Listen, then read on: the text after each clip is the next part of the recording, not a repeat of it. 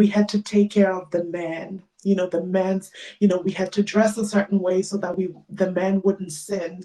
I grew up believing that I was responsible for men and their emotions and their lusts. But having done the work, now I realize that I had nothing to be shameful for, that my body is beautiful, that I can wear whatever I like. Nobody has the right to touch me without my consent.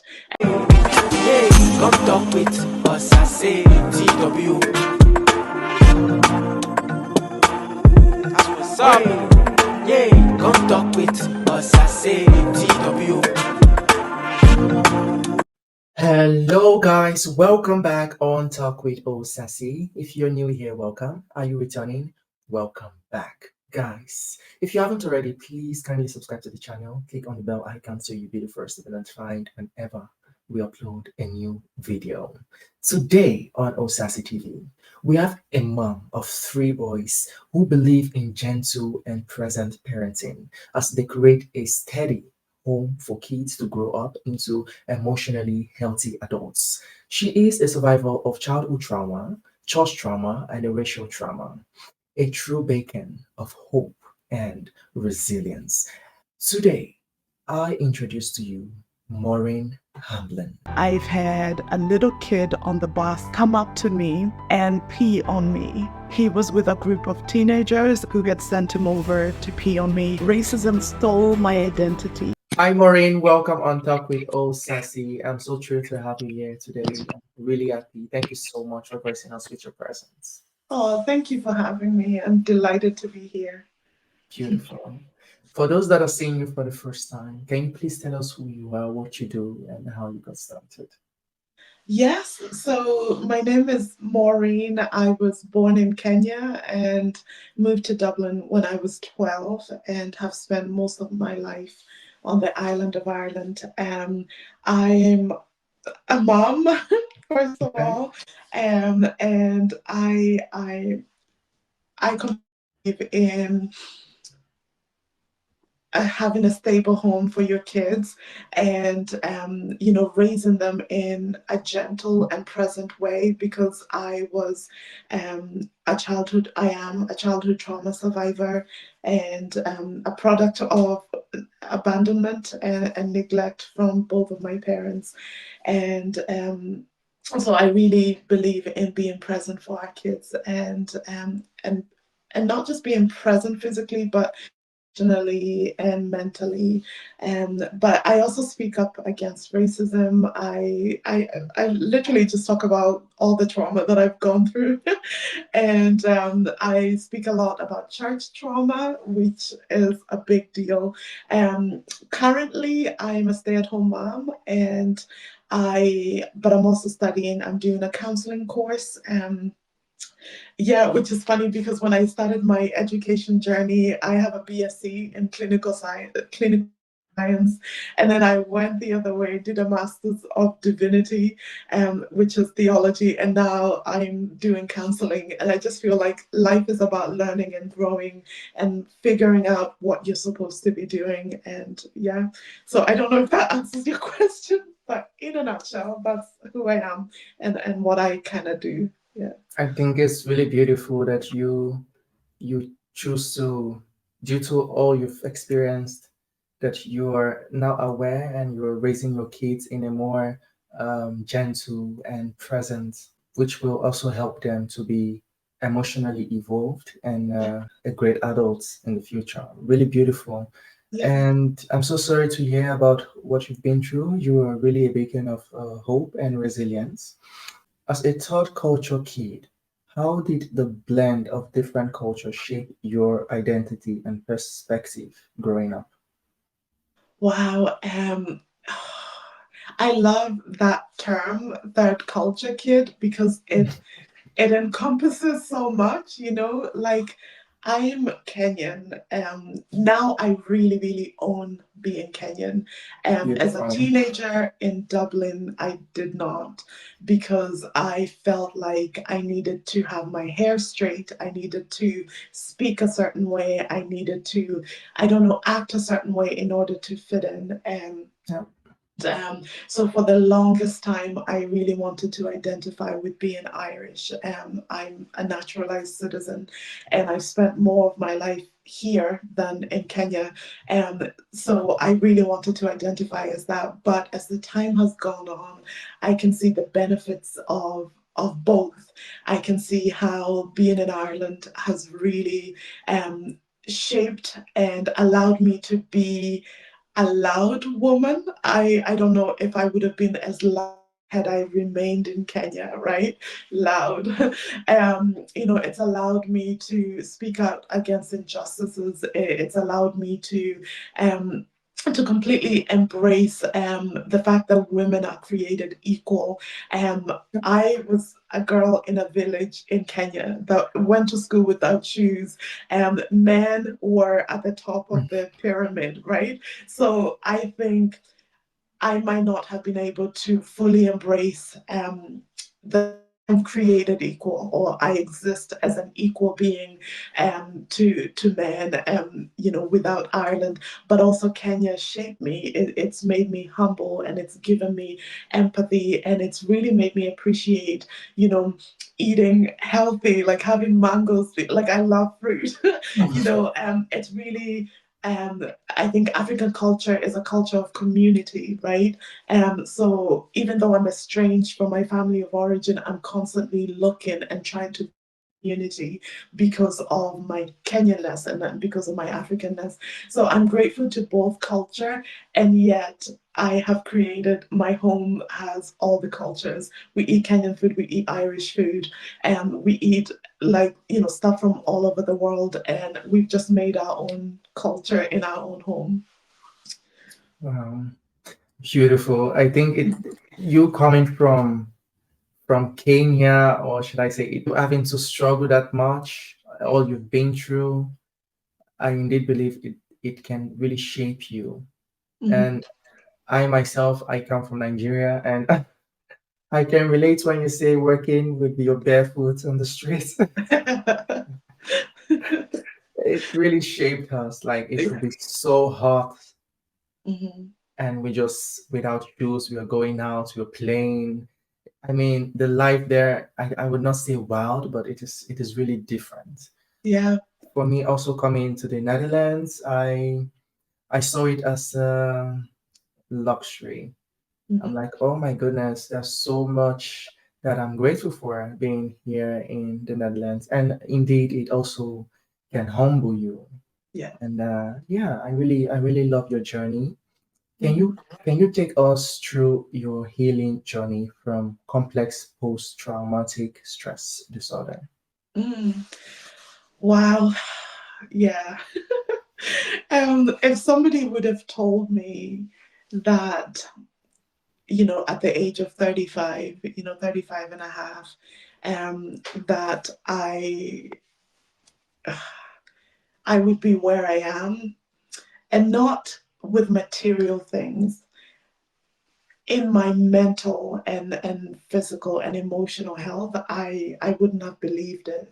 So CPTSD, for those who don't know, is trauma, and a lot of it happens to us when we're kids.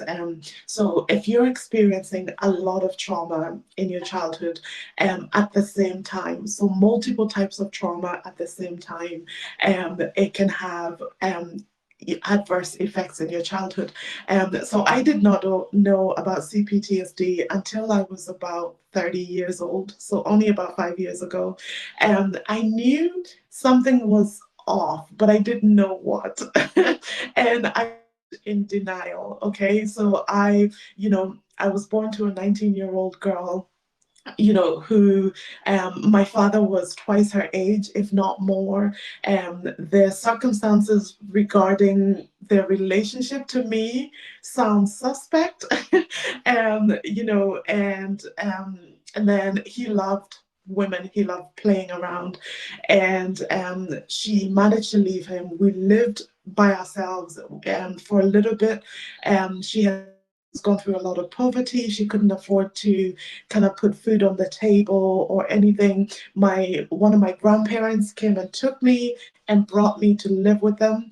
And the story around that is also suspect. Nobody tells me the truth about how it actually happened and why. So I ended up living with my grandparents um, for 8 years, and all of that, and then I ended up in a boarding school for 4 years, and all of that things that happened on the day-to-day basis. A lot of my uncles were alcoholics, and there was a lot of violence against children and women in my homestead in Kenya. And later on, yeah, so just so many things happened, but I was in denial about the effects of those things in my life. And actually, it wasn't until I was 27 and pregnant with my first child that I started to question my childhood, and that I started to question why I didn't live with my mom, why I was sent to a boarding school, no running water, that a boarding school where teachers violated students in many ways, physically and sexually. And stuff like that. And I didn't start questioning until I was 27. And then it was only when I turned 30 that I heard of CPTSD, and I did a quiz, and I was just like, whoa. And it made so much sense. I often feel emotionally dysregulated. And dysregulation is when it's like you're in a fog. You just feel like something is wrong. You're more clumsy on days like that. Um, you have big, massive reaction to something very small that's happening now because the reaction is actually in the past. So when I discovered about CPTSD, it was around the time I discovered about narcissistic personality disorder. And I have multiple people who are not officially diagnosed in my family with that. Anyway, all of that started about 5 years ago, and I've been to therapy. I've watched so many YouTube videos from therapists. I've read so many books, and now I know when I'm feeling dysregulated. And on those days, I'm much kinder to myself. I make sure I meditate every day or do some sort of like connect with my body on a daily basis so that the dysregulation is not as much. But on the days when I feel very dysregulated, I take it as slow as I can, as slow as a mother of three can. And I show kindness, and I comfort her. And I try to be the parent that neither of my parents could be for me. Beautiful. Wow. You are indeed a warrior woman. Would you say that this fog, this your body irregularity is a kind of a signal Mhm. for your body to tell you like Yes. there's something wrong, something is not right. And in the past Yes. you are not fully aware of the signals, and now you are more sensitive Yes. to it. Oh, Okay. yes, definitely.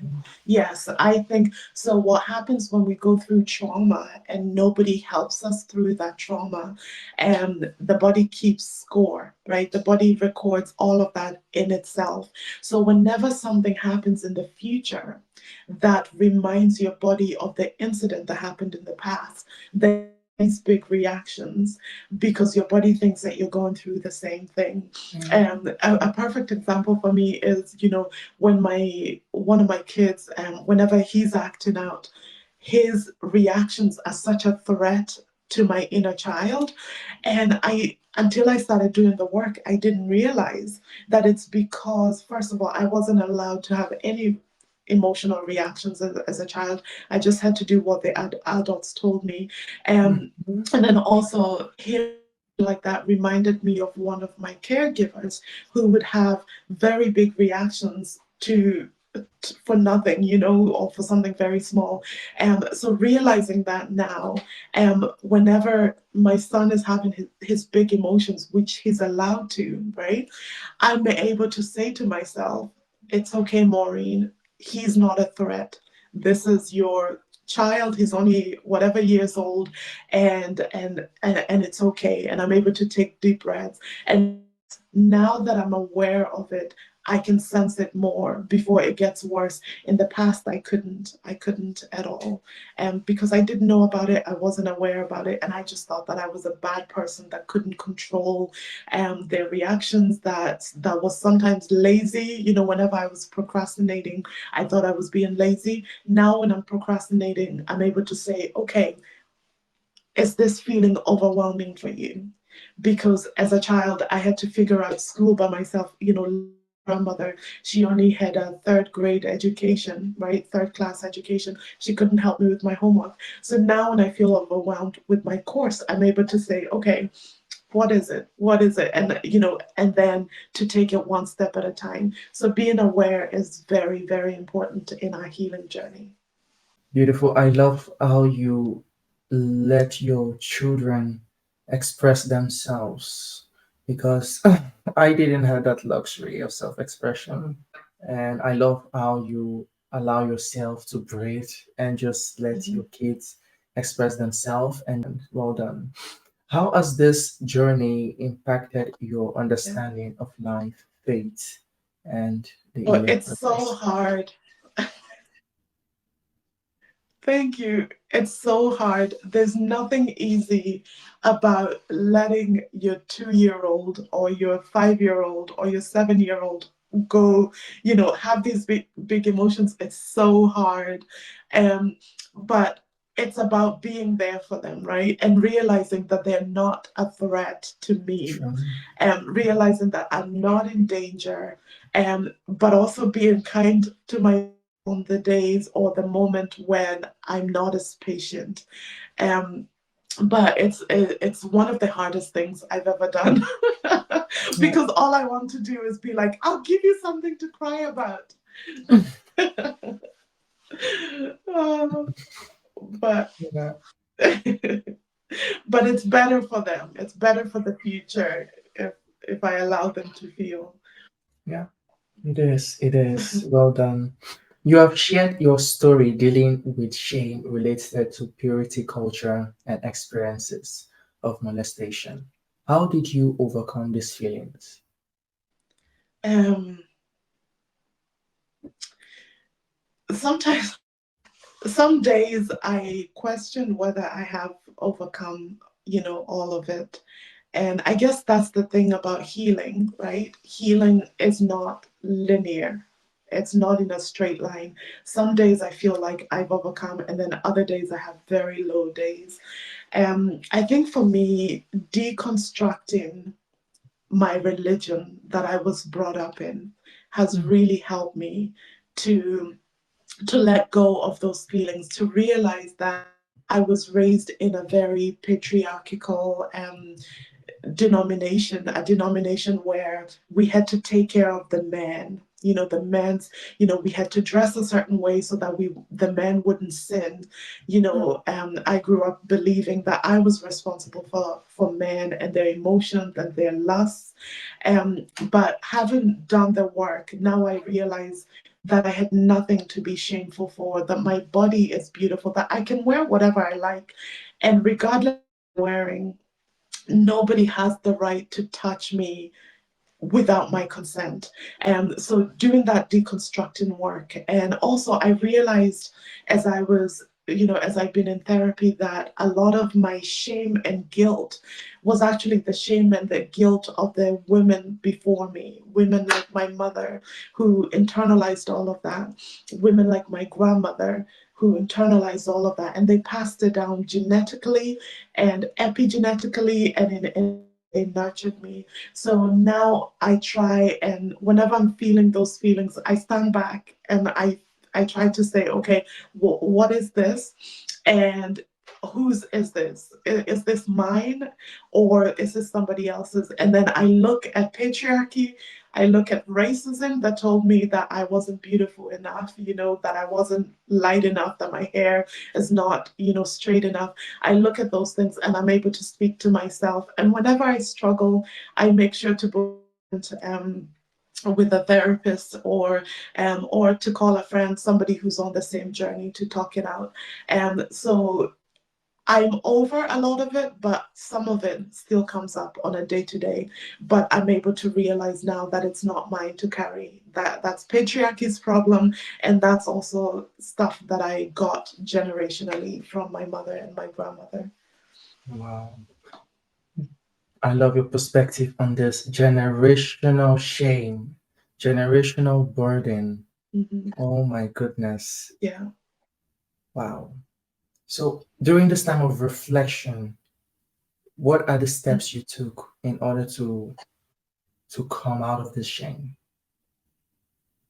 Um. Yeah. The oof. I mean, you mentioned speaking to your friend, going for therapies. Are there Yeah. Hmm. any other Yeah. steps? And I think sometimes, yes, grieving the of my innocence, grieving the loss of, uh, grieving what patriarchy and toxic religion took from me. So sometimes I cry. I'm a big crier. So sometimes I will just cry. I will journal about it. And then I do a lot of affirmations, to allow me, to tell myself that I'm beautiful, to tell myself that it wasn't my fault. Sometimes I write my own affirmations that I think that my inner child needs to hear. And then other times I use other people's affirmations.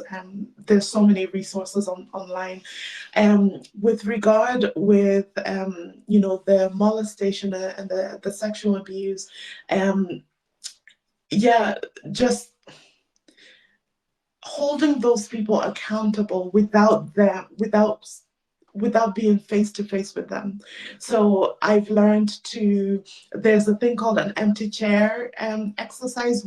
You pretend that the person that did you wrong is sitting in a chair and you tell them the things that you wish you could say to their faces.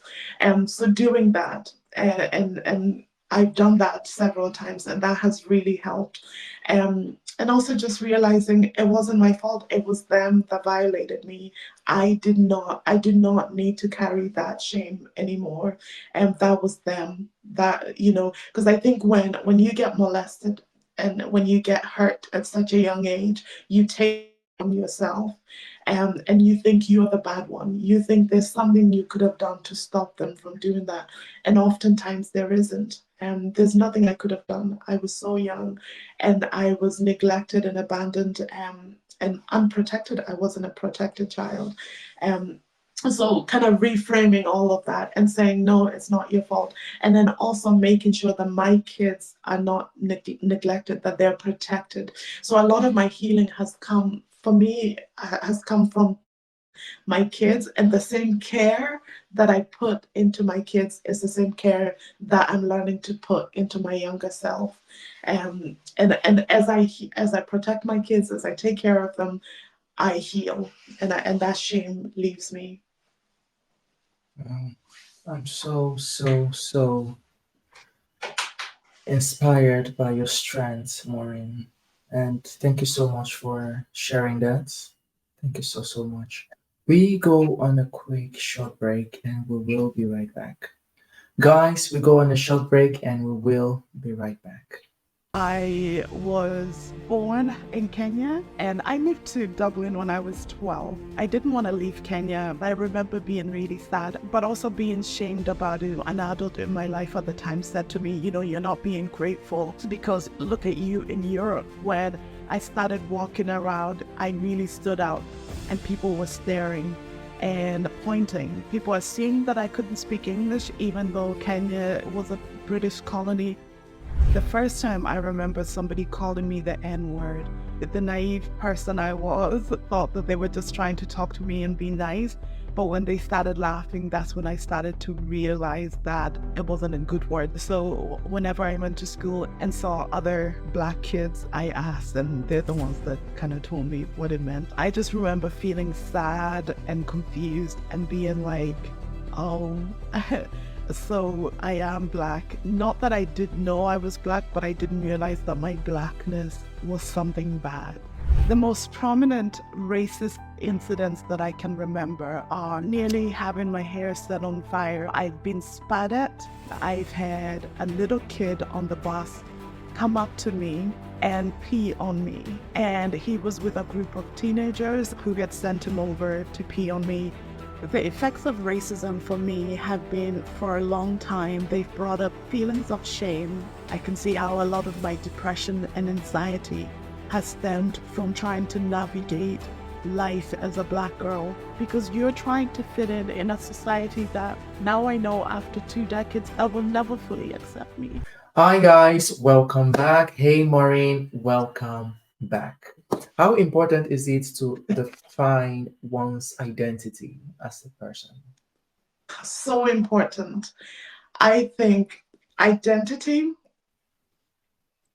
is the most important thing on this planet. Because if you know who you are, then your perspective um, will be right. If you know who you are, what you stand for, then the world is going to be just incredible. And the way you see your purpose in the world is going to be beneficial, not just to yourself, but to other people. So 5 years ago, over 5 years ago, I graduated from my master's. It was a master's of divinity. I was hoping to get hired by my church at the time. And, they told me that because I was a woman and I was urban, I just needed to focus on race. And I remember feeling completely lost and destitute. I did not know who I was outside of the church.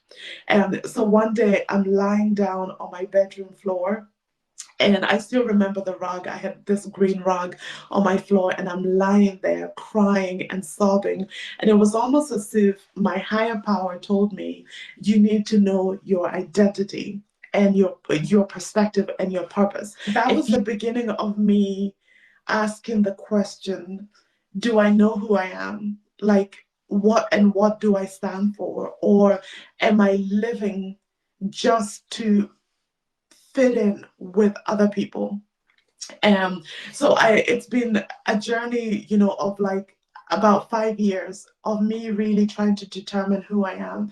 And I think one of the things that's stolen from us is our identity.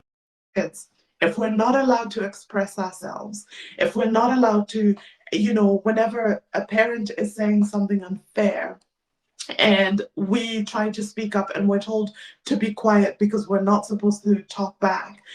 In instances like that, our identity is stolen. And then we go to school. I went to school, for the first 12 years in Kenya, right? And you couldn't talk back to the teacher. You just had to comply and be good. So I learned that complying, being good and fitting in was more important than being my true self. So, so 5 years ago, I was just like, whoa, who am I? And I started to discover who I am. And I am an amazing Black woman, dark-skinned Black woman. I'm unapologetically who I am. And I believe in a fair and equal world. I believe that women are equal to men, and we don't play second fiddle to men. We're not trying to overthrow men. We just want our right place beside men, right? I want my right place beside white people. White people are not better than me. I'm not better than them. We're just equal, right? And so in the last 5 years, for people who knew me before, they think I've gone radical, but these were always things that I believed but could never fully say it. But I had nothing to lose. I had nothing to lose anymore. Speaking up about injustice. I started speaking up about how beautiful Black people are. I started calling racism out. I started calling sexism out. I started calling toxic family systems out because I knew who I was. And because I knew who I was, I knew that my purpose in this world is to break generational trauma and to also live authentically as myself. That's I believe that that's what I was placed here for.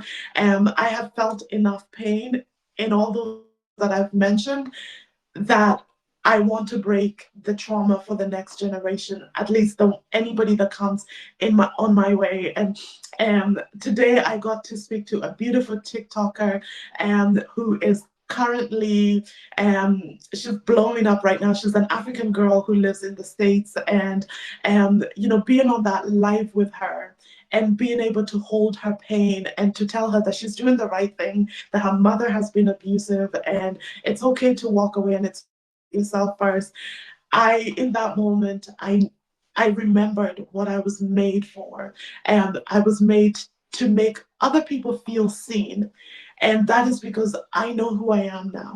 And it doesn't mean that I always know who I am, because some days are hard. And when you are raising children and cleaning noses and the other end all the time, sometimes you can forget, right? But any moment that my child comes to me and tells me, Mommy, I didn't like the way you said me, or I didn't like the way you said that, I know that I'm living out that purpose, because my children can come and tell me when I'm wrong, because they're not scared of me, because they know that I'm going to hold their pain and acknowledge the wrong that I've done and apologize, and we're going to reconcile and have, continue having a beautiful relationship. So identity, perspective, purpose. The reason why you have so many of us in the wrong professions is because somebody told us that we needed to be a doctor, we needed to be a lawyer, we needed to be this, we needed to be that, and we listened because we were not allowed to follow our true identities. There's nothing wrong with being a doctor or a lawyer. It's a good thing if that's what you believe you were put here for. And the reason why you have so many miserable and angry people is because they don't know who they are. And I'm convinced, for example, a lot of racist people are so racist because they're so insecure in themselves. So if they see a Black person just living their lives happily and beautifully, it bothers them, because their identity right now is based on how superior they are. But they're not superior than us. And I'm allowed to have some Black joy, right? I'm allowed to be confident. I'm allowed to look good. But if they believe that we're inferior to them, it's going to bother them. Like, why would you show up and look better than us? So that's what it is. A lot of men who have issues with women who were men who were sexist, it's because they don't know who they are. They're little boys who were told that they're the man of the house, or they were told that men are better than women. So now they hate it if a woman has an opinion, right? And because they don't know who they are. So identity is everything is in this world, and it's the one thing that a toxic system is going to steal from you. It's the one thing, at the risk of being religious in this moment and talking about the Bible, it's the thing that the devil kills, destroys the most in us. Because if the devil knows that if those things are destroyed, right, and the devil can come in many forms, whatever your faith is, but if your identity is destroyed, then your perspective, the way you see the world, the way you see yourself, the way you see others is completely changed, and you don't have a purpose. So then you walk around aimlessly harming people or harming yourself. So, yeah, to answer your question, it is everything. It is one of the most important things. But very few people know who they are because they were allowed by their parents or whoever raised them. The rest of us, our parents couldn't handle our true selves. Our caregivers couldn't handle our feelings, our emotions. So we had to hide. We had to put on the mask and pretend to be somebody that we were not. Wow. Thank you so much for that profound wisdom. I really, really, really am grateful because I also can relate to not being my true self. And I also want to mention that I really love the work you're putting out there. I love the work you're doing. I love how you use your platform to share awareness to these crucial topics. Thank you so much. You are a gift to the world. Thank you. What message do you have Thank you. for individuals who may feel pressured to conform to cultural expectations that do not align with their values and experiences? Whew. um, so the most radical thing I can say is walk away, right? But I know it's not always easy to walk away. It's not. And, we are African people, especially, we love culture, we love family. Anybody is a part of our extended family, right? So cousin on whatever side is we love family, we love community, we love connection. So saying to walk away is crazy. I know it's crazy. Okay. I have walked away, and even I have some days where I think, oh my goodness, like I miss the chapatis. We used to like make chapatis and some meat, and I miss doing that with my cousins and my family.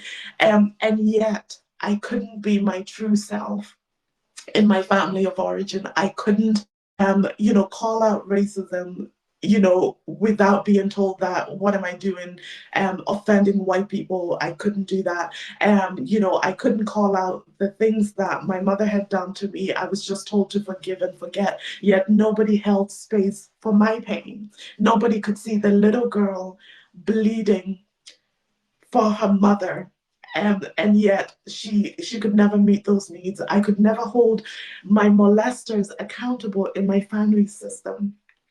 I was related to all of them, most of them. So I could never hold them accountable because I just had to forgive and forget. And for me, it came to a point where I wanted to heal, and I wanted my pain to be validated, and I realized that they couldn't do that for me. So I had to walk away. It's not the easiest thing. But I think if you're in a really, really toxic system where you cannot be yourself at all, um, that is one of the things that you're going to have to do. Yeah. Otherwise, you can set boundaries, emotional boundaries, where if you know that somebody is, like a family member, like a parent, for example, they are always attacking you emotionally about something, whatever it is. And you're not able to walk away, you're not able to cut off contact with them. You can do what's called gray rocking, where you're there physically, but your emotions are cut off. So you're not engaging with that person on those difficult conversations, because it's not going to do you any good. So you can gray rock that person and just talk about the weather, or talk about something that's not going to go deep. But to be your full self, stuck in a system, especially a religious, narcissistic family system, you're not going to be able to be your full self. And the best thing you can do for yourself is to remove yourself from that. Make less phone calls, go to less family gatherings, or go for a little bit. And then, if you need to leave, if you need to leave, just excuse yourself. But do not stay in a place that wants you to conform, because you're going to be so miserable. And I know that finance is a big deal. As if there's any teenagers watching this, it's hard to go out on your own. So you're going to have to stick it out until you're financially able to just, be no contact. But you can emotionally block those people, and decide what conversations you can have with them and what conversation you're not able to have with them. So if it's racism, or LGBTQ plus issues, or sexism, whatever it is, just don't have those conversations with them. They will try to poke you, because they never give up. So walk away. Walk away is the main thing that I can say. Beautiful. Well, thank you so much for sharing that insight and wisdom. Struggling with setting boundaries, what would be your advice to someone who is struggling to set boundaries with family, loved ones? That one. Oh my goodness. Um, so boundaries say this is who I am, and this is how far you can come, right? So boundaries are to protect you. And I think sometimes people, especially in our culture, people see boundaries as, you know, disrespect or whatever. I think you can set boundaries while being respectful. You can set boundaries without being um, angry or shouting or whatever. So find a good moment where the other person seems to be in a good mood, and yourself, you're in a good mood, and just use I statements and say things. When you do this, I feel, for example, I had to set a boundary with my racist father-in-law, and Oh man, I humbled myself so much because, I was still believing that you had to respect elders even when they're disrespectful to you. So I said to him, when you say horrible things about Black people, I feel hurt and I feel, this and I feel that.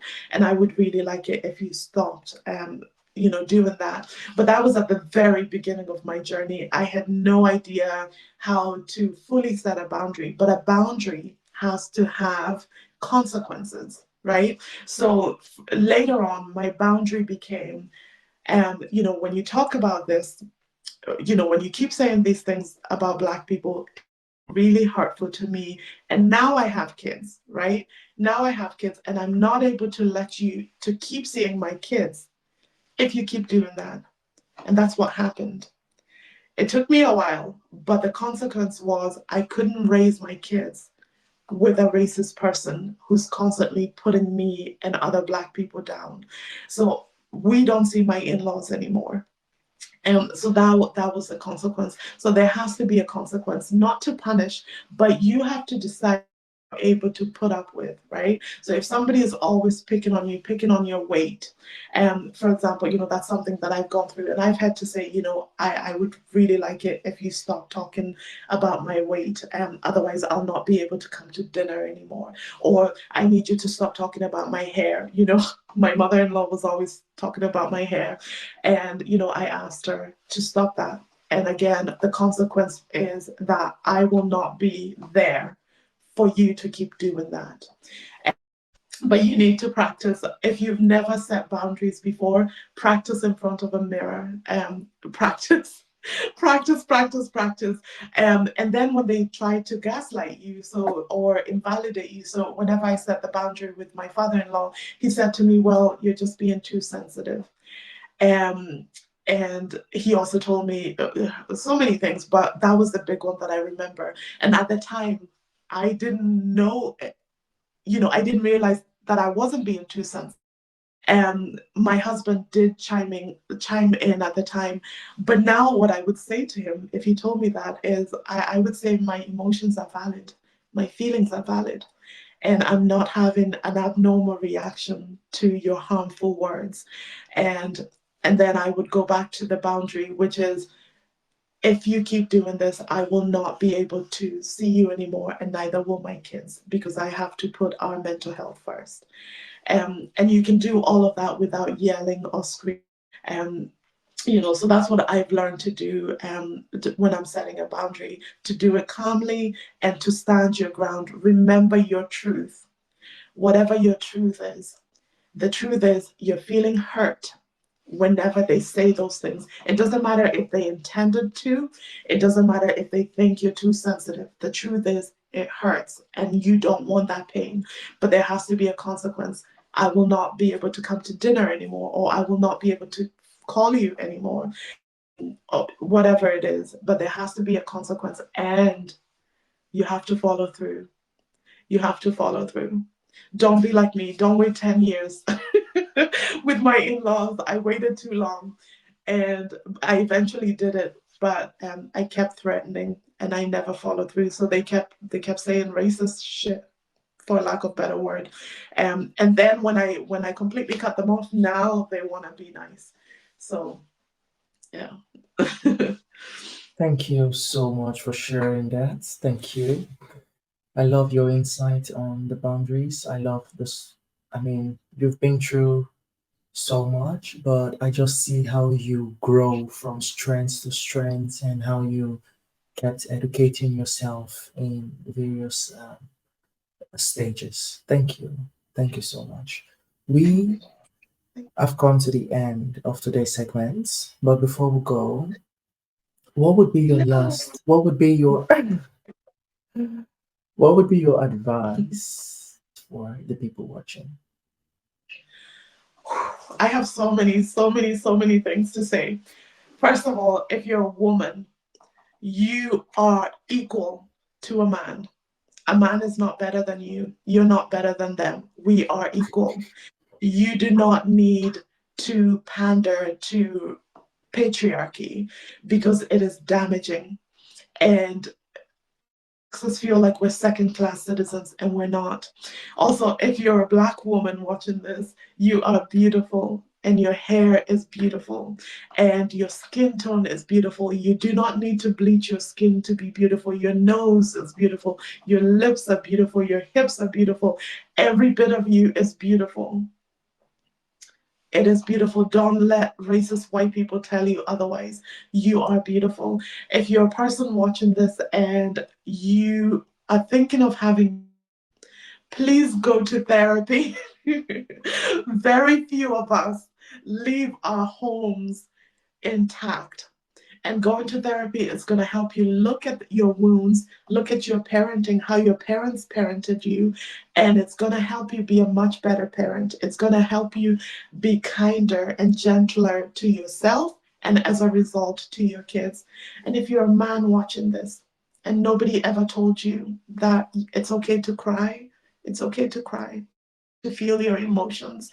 And the anger is not your only emotion. You're allowed to be sad that as a little boy you were not allowed to feel all your emotions. You're allowed to be sad that as a little boy you were probably forced to grow up too fast and you were told that boys don't cry or men don't do this. You can do all those things. You can feel your emotions and you can do kind and tender things.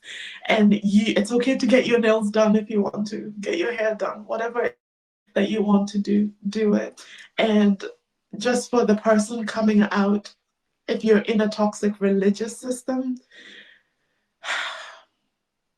there's a higher power that absolutely disapproves of all that toxicity. And you do not have to stay there. First of all, there's no hell. They lied to you about hell. There's no hell. And so you don't have to stay out of fear. And there's a higher power that loves for you and that wants you to be your true self. And you don't have to conform to what the religious people told you. And you can find God. I find that God is often out in nature. God is often with the marginalized. God is often God is often with the marginalized. God is often with the people that nobody cares about. And so God is with the Black woman who's the bottom of the barrel. God is with the LGBTQ plus community. God is that are seen as downtrodden and not good enough.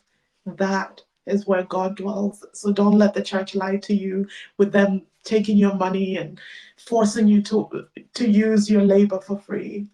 God is everywhere. You do not have to be stuck in those spaces. Wow, Thank you. you are a beacon of light. You're so you. I really love. Thank I you. mean, I can speak to you for hours. I have so many questions. So many questions. Yeah. But for Yeah. now, every good thing comes to an end. Maureen, thank you so much.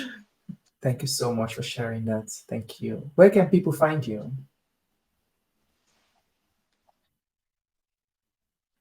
Thank you. Thank you for having me and thank you for holding space for me. Thank you. Thank you too. Where can people find you? Oh, anywhere, TikTok, Instagram, Facebook. I'm mostly active on TikTok. But I try, but Instagram and Facebook, I write essays.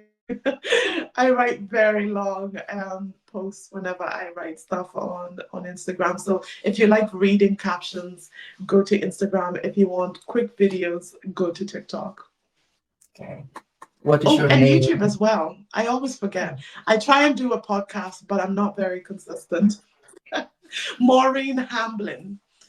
Maureen So Hamblin. Maureen is showing up there, and then Hamblin, Hamblin. I'm on YouTube as well. Yes, I talked about last few podcast episodes. I talked about leaving my church of origin, and we touch on a lot of spiritual stuff, spiritual abuse. So yeah. Beautiful. Guys, please go check her out on every social media platform on Maureen Hamblin. Guys, thank you so much for staying with us throughout the segments. You guys are wonderful. Thank you so much. And please do not forget to like, subscribe, and share the video. I truly appreciate your support. Maureen, Mhm. I appreciate you. The community appreciates you. The viewers appreciate you. You are a blessing to the world. Thank you. No, Until next time. thank you. Thank you. Thank you Thank you, and too. so are you. Take Thank care. you. Take Bye. care. Bye bye. Bye, guys.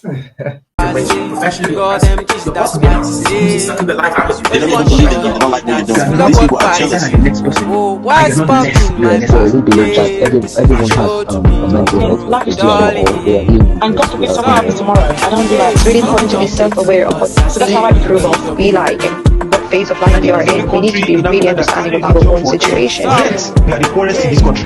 So me, everybody's sick. Mental health, everybody needs You have to therapy. be And happy even the because therapy you needs have to be the life you are therapist. living. You have to be happy with what you have. Don't even be like it. Just now, give a closer. Go on your bed.